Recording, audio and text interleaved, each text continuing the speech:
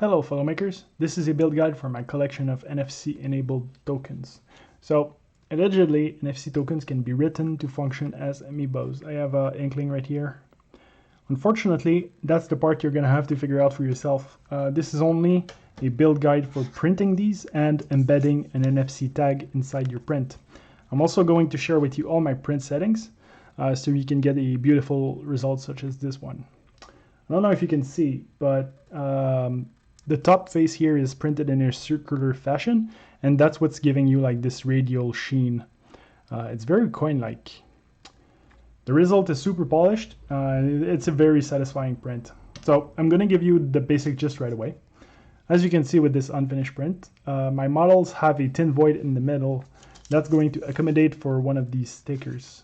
We're going to pause the print at this stage and stick our NFC tags in the middle. Resume the print and hopefully everything goes well from there. That's the beauty with these. They print in one solid piece. No use for glue or any other such nonsense. And the results are very seamless. This is jank, but the result speaks for themselves. These are beautiful prints. So you're gonna need some stickers. We're looking for NFC stickers. Those are 25 millimeters in diameter. You're looking for the NTAG 215 specification. That's the one that's compatible with the Switch. There's a couple variants of those. I also have these white ones. They work just as well. What you're not looking for, there's also like plastic pucks that are available that are NFC enabled. Those are too thick. That's not what you're looking for. You're looking for paper thin. So also, you're gonna need to be able to write NFC tags. So any writer will do, but my recommendation is to get an NFC capable smartphone. Allegedly, there's great apps on the Play Store and the App Store for exactly that purpose. So you're gonna have to do your research on that one. So that's that. I'll jump over to the PC and show you my settings. Then we'll print the batch and see how it goes. Let's go. So as you can see, I'm using Prusa Slicer here. I strongly recommend you use the slicer for this print, even if you are not using a Prusa printer. I've tried a lot of slicers. They all have different options and algorithms, but only Prusa slicers gave me the combination of options I was looking for on this print.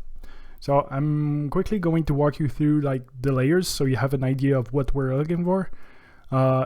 It's gonna be 11 layers. We have 2 layers up top of the front face design, and then it's 3 fill layers. Notice we need at least 2 layers of fill that is in a spiral.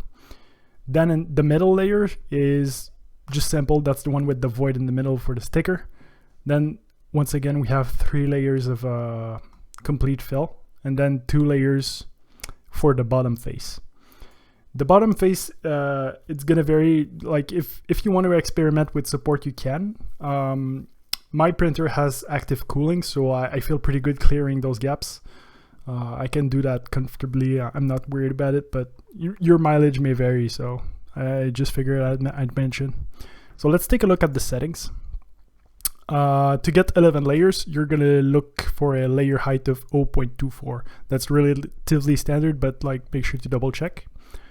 To get the infill layers we need, I don't completely understand like the settings, but you want solid layers to be at 1 for the top and 1 for the bottom.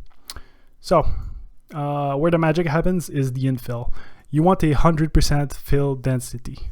On a model of the scales, it doesn't really matter anyway, but like we're going for 100%. What's important is the fill pattern. We're looking for Archimedean chords. That's what's gonna give us this beautiful spiral pattern. So you need to set that for the fill pattern, the top fill pattern, and the bottom fill pattern. The other options I think are irrelevant, and that's basically it. Skirt and brim, do whatever you like. Support material, again, if your printer needs it, do it.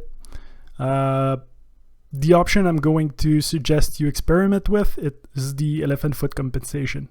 I have mine set to 0.125, but that's like corresponding to some of my other settings. Important part is, this model is designed to be printed with a 0.4 nozzle. So just make sure I note that. But yeah, if you want to tweak, like if you have some distorted layers, that's probably where you want to tweak it to make sure like you have a clean edge. So our model is ready. That's it. The only thing we need to set up now is the pause layer. So Prusa Slicer pauses at the beginning of the layer, so you don't actually want to pause on this layer with the void in the middle.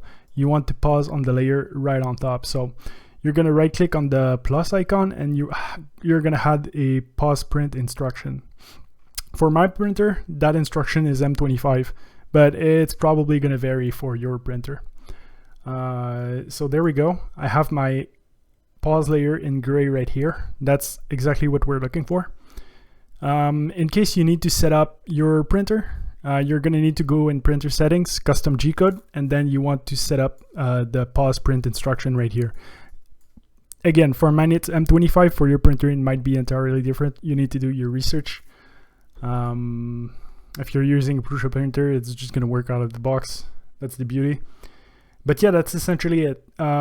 This is really, I'm just going to hit slice again to make sure the pause instruction is in my G-code, and then that's ready to export. So yeah, it's time for the cringe time lapse. Let's go.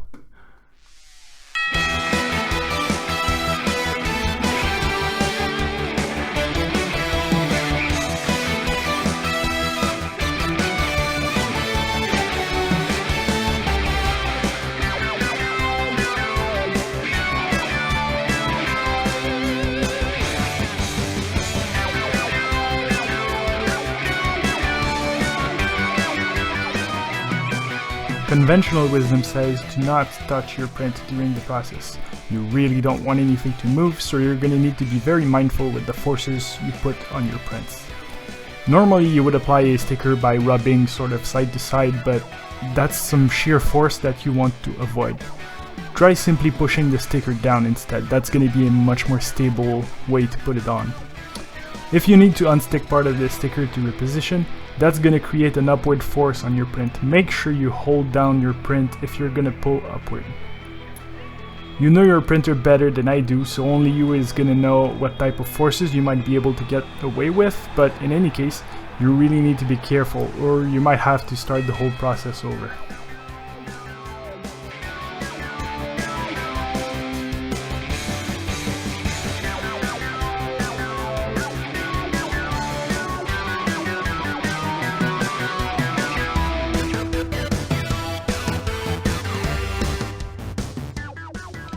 So there you have it.